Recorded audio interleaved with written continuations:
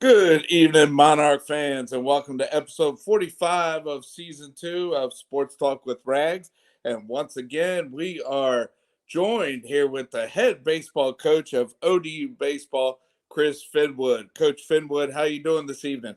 Mark, doing great, man. It's glad to be here, and Happy New Year to you and all the Monarch baseball fans. Right. Well, thank you. Yes, and Happy New Year to you. And let's just start off here with breaking news. It looks like that some money here for staff members are coming to college baseball, and just saw a headline that volunteer assistants getting ready to be full-time coaches here in the near future.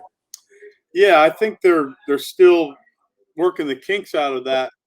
It looks like probably in most cases, certainly one and possibly two, um, potentially full-time positions are going to come to the forefront. So we're excited about that.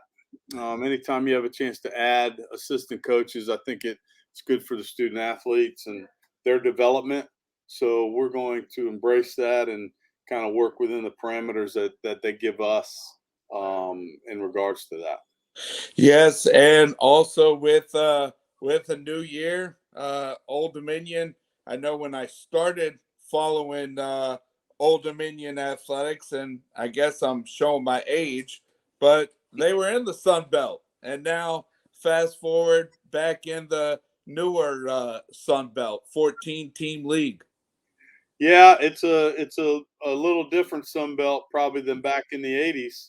Um, I was also in the Sun Belt, in the early 2000s at Western Kentucky. So some of the same teams, but also some new teams, and we're excited about it. It's a fantastic league, incredibly competitive.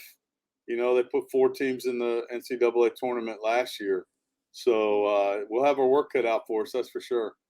Yes, and I know when my brother was at William and Mary there in the early '90s, Old Dominion and JMU was part of the CAA. So I know that on the schedule in Harrisonburg there, May Old Dominion and James Madison. Not only are the schools back in the same conference, but I know that you and their head coach go back a few years. Yeah, Ike was in one of my first recruits as a young head coach at VMI. Him and his brother, twin brother, Yeah. and one was a pitcher, one was a catcher, and recruited them out of Douglas Freeman High School in Richmond, Virginia, to come to VMI and play. And he's had a fantastic coaching career. I'm really proud of him. Yes, yes, and also know that Logan Robbins had a chance to go to another school and be an assistant coach, and I know that you've added here to the staff this year. Well, yes, Logan, we're really happy that he was able to, get a job at a school like Notre Dame in the ACC. It's a good move for him. And conversely, we were able to add just a fantastic coach, a fantastic man, Jonathan Hadra, who was the head coach at VMI. Speaking of the VMI connection, Yeah. there seems to be one everywhere. And, Hage actually worked for me, with me at Western Kentucky for 3 years when he was just getting into college coaching right out of school. He was our volunteer assistant there and was cutting his teeth in the business. And now to see him, as a seasoned head coach, getting back here, and it's just been a lot of fun, very gratifying to have an opportunity to work with him again. So blessed with the staff that we have here, both him and Mike Marin. It's our 8th year together. Oh, hey. Mike's a star, and he'll be a head coach here soon enough, I think, as well. Yes, and the last 2 years here have 2 years ago you guys were a number one seed. I know that down in Columbia, last year another great season. But just with what you guys do that you guys can control, but it definitely sets up for, have something to strive for here with the 23 season with how the 22 season ended.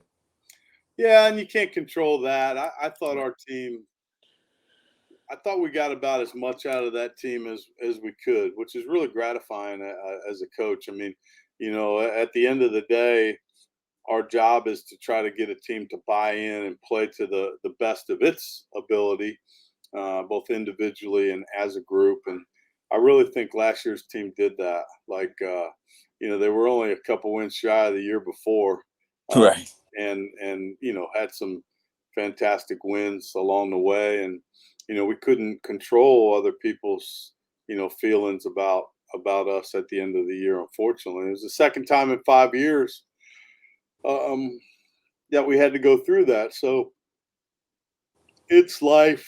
Excuse me. It's been a long day.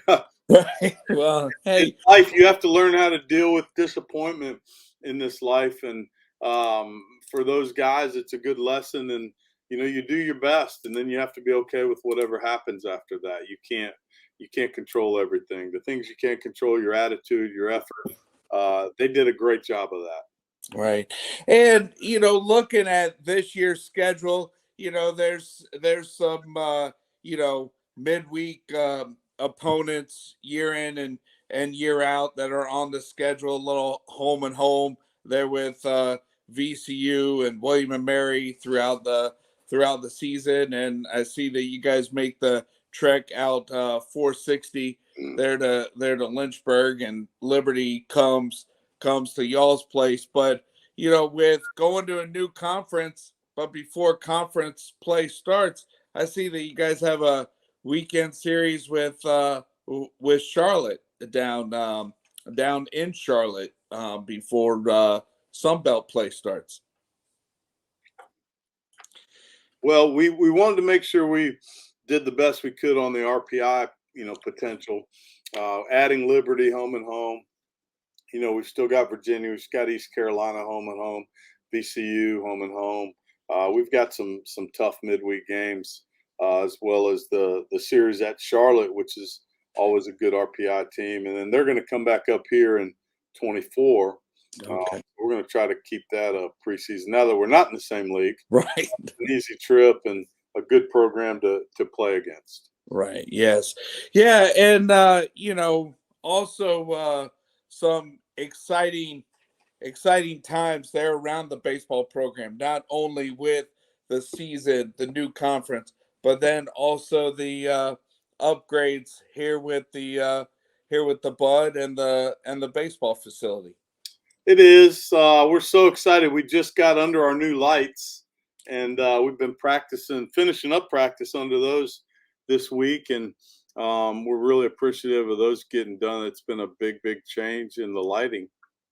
Yeah. And then we've got we've hired our company, the architect and engineering company, Populous, who did our feasibility study to spearhead that. So we've got about a year of planning, and then we'll see the construction timeline. So it's happening as we speak, and while we're getting into that, we're still actively fundraising for that. So lots going on right now. Right. Yes, and I know with the baseball banquet here in a week from Friday, meet the team, and then also Ron Ron Polk coming in here, and with his success as being a college baseball coach, that should be a fun evening to listen to him. Well, Coach Polk's college baseball icon. Yeah. I mean, should if there's a Mount Rushmore of college baseball coaches, he'd be on it. And Right. he's a great storyteller. I got to know Coach Polk when I was an assistant coach at Auburn. He was the head coach at Mississippi State and Georgia, and just a true gentleman. Um, Fantastic guy. We've stayed in touch through the years, and he's been gracious enough to come back. He was scheduled to come be our speaker last year, and we got snowed out and had to postpone it, and he couldn't make the new date. So he's back, and we couldn't be more excited. All right. Well, that's yeah, and Mississippi State. I mean, for those people that maybe just recently moved to the Norfolk area. I mean, Pat McMahon, used to coach at Old Dominion, and went to coach at Mississippi State. So a lot of connection there between both schools. Yeah, and see, Pat was here with Mark Newman, and then went and joined Coach Polk's staff at Mississippi State. And you're right, there is a lot of connection here, and he'll be able to point to that. I'm sure he'll tell some stories about Pat while he's here. And it's a small community and very intertwined and very interconnected. Yes, and I know that there's Monarch alums that have been given the opportunity to play at the next level, but I think unofficially there's got to be a nice little connection here with the Kansas City Royals, with Matt being the manager and Yarbs signing a free agent contract, and then Vinny here, being part of the Royals team. Absolutely. We're calling them the Kansas City Monarchs, which is the old Negro League Right. team name there. And so I found a couple Kansas City Monarchs uniforms online, so that's kind of neat. Mhm. Yeah, and we're so happy and excited for Matt. Yeah. Obviously, last year with Vinny getting called up and having such a strong year like he did, and then with Ryan Yarborough just signing there this offseason, to have three Monarchs on the same big league team is really cool. And you know, I'm sure Matt had something to do with Yarb signing there, because Right. Matt being the bench coach at Tampa when Ryan was, there pitching. There's certainly that's no coincidence. So, Right. we're happy for all of our Monarchs that are playing professionally, and we've got some more coming up that are doing really well in the minor leagues, and hopefully they'll continue to progress. And I think we were one of only 10 schools that had 8 players in the big leagues last year in the country, and Right. hopefully we'll keep adding to that. Yeah, and that guy that pitched for Guzzo just signed a nice free agent contract there with the Mets. Yeah, absolutely, and what a neat place for him to maybe finish out his career. Right. Yeah, and I see that his brother, who Ben, was a former Monarch, but I see that he's got something going on there with TV and social media. Yeah, Ben's doing really well. He's got that Flipping Bats podcast. He's moving up the ladder in Fox Sports, and he's Ben played for us here in our first couple years, and was a fantastic player. He was a hitter, not a pitcher, but Right. he's very well spoken. He's a good looking kid, and is really doing well on the broadcast side of things.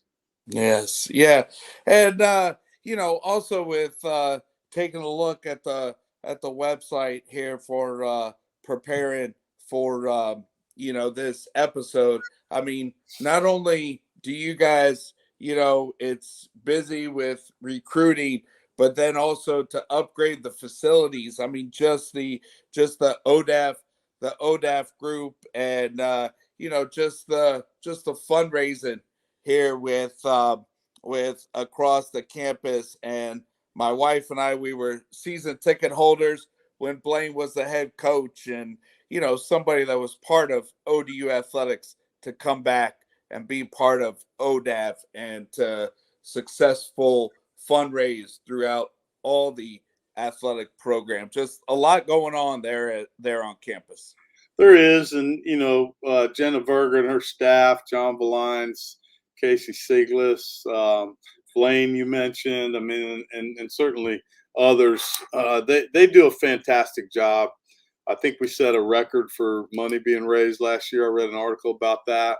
And this is a $20 million endeavor on the baseball side, and certainly we could never probably get there without the support of of Brian Hemphill, our president, and the school giving us a good chunk of that money to get the stadium rolling. So the universities set the ceiling on how high you can get your program, not just the coaches. And when this is sending a loud message that needed to be sent to everyone that baseball does matter here, and we're really appreciative of it.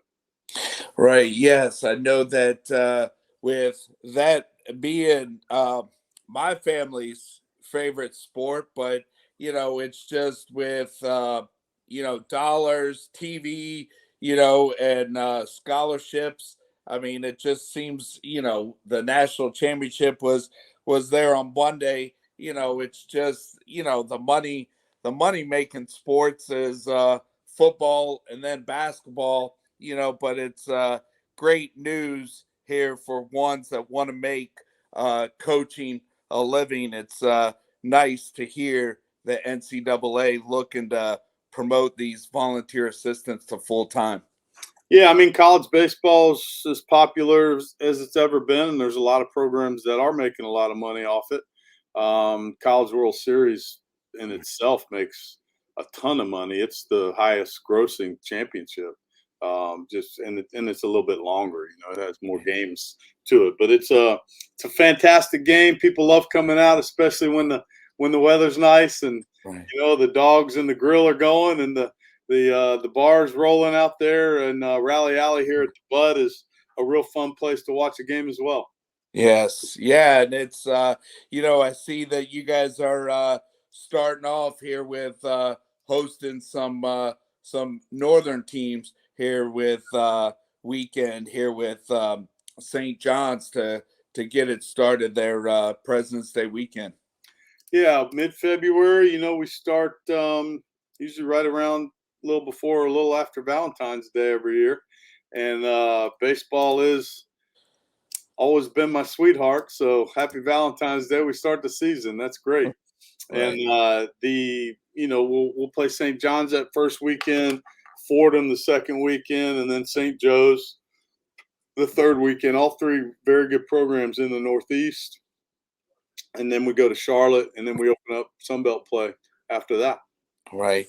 Yes, and we talk about the connections, here between you and Ike and you and your assistant that you hired during the off season, and then with Pat McMahon, but last year with coming over and seeing you guys practice, and not only everybody likes to win, but at the end of the day, it's all about relationships, and so somebody that battled against my brother, high school, college, Marty Plank, and him being an ODU alum, and his son, with what he's battling, but what you guys did, to give a little shout out there to Parker here with Marty being a ODU alum, you never forget who came through the program, back in the early to mid 90s. No, you're definitely right. I mean, our alums are the ones whose shoulders we stand on, and there's always such a connection through them to the university, to the program. We're just caretakers of this for a short period of time. It's much bigger than us, and Marty's a great guy, and I've enjoyed getting to know him. Obviously, Parker, what he's battling is a lot bigger than baseball, and we want to always be supportive of anybody that we can possibly lift up through a quick video or reaching out and trying to make their day just a little bit brighter. Right. Yes, and definitely appreciated Coach Guzzo here giving my wife a jersey. I think it was more with me telling him that my wife was from Norfolk, with Coach Guzzo and his Norfolk ties, but ended up taking the jersey down to the Trop and got Matt to sign it. A little bit harder to go over to the visitor side, but maybe now with Matt being the manager of Kansas City, maybe we can get Yarbs and Vinny to sign that when they come to Baltimore or something. Yeah, that'd be great. That'd be great. We'll definitely try it. Yeah. So, well, hey, Coach Finwood, I know that you guys have had golf outings. Then you have the baseball banquet here on the 20th, and like you said, when the weather breaks, I mean that rally alley. You almost have to get there when you guys are warming up, because when you come there at the first pitch, like all the good seats are already taken. Yeah, yeah, it's become a really popular place to watch a game, and that was our hope when we built it. It's just a fun, active atmosphere, and it's an event down there, and you can really enjoy yourself, socialize, watch some good baseball, and enjoy a nice spring day. Right, and appreciate your time, and look forward to seeing you there next Friday here at the annual Monarch baseball event. Well, thank you so much, Mark. It's always good to be on your show, and thanks for everything you do for baseball and in the area. And anything we can do to help, we certainly will. All right. Well, thanks. Hey, certainly appreciate your time, and go Monarchs, and everybody that's out there. Monarch fans, come on and come out to the Bud starting President's Day weekend is the home opener there against St. John's. So, Coach Finwood, have a good rest of the week, and go Monarchs. All right. Thanks, Mark. Go Monarchs. All right. See We'll you. see ya. Okay. Bye.